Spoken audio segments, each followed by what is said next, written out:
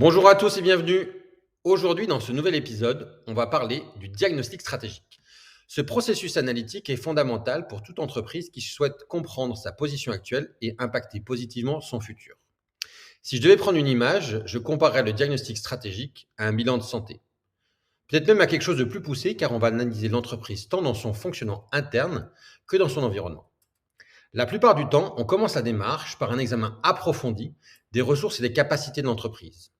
On évalue la structure organisationnelle et les processus opérationnels.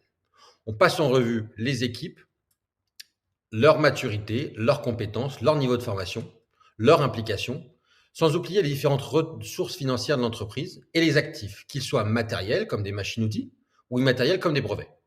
L'objectif est d'identifier les atouts sur lesquels l'entreprise peut s'appuyer et les faiblesses que l'on doit combler.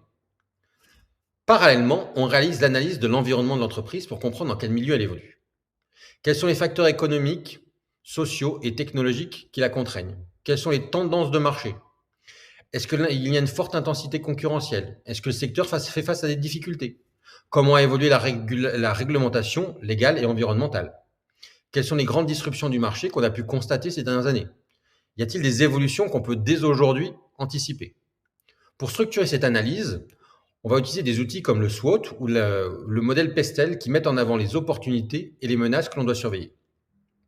On termine le diagnostic en interprétant les différentes données recueillies lors des analyses internes et externes pour dresser un tableau complet de la situation stratégique de l'entreprise. En fonction de la taille de l'entreprise, on peut découper cette restitution par domaine d'activité stratégique ou DAS ou traiter l'entreprise dans sa globalité.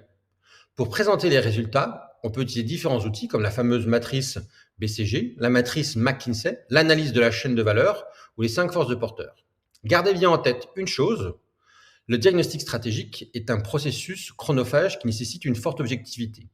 Il est donc parfois préférable de confier sa réalisation à un tiers pour en tirer pleinement parti. Je vous donnerai rendez-vous la semaine prochaine pour un nouvel épisode et à bientôt.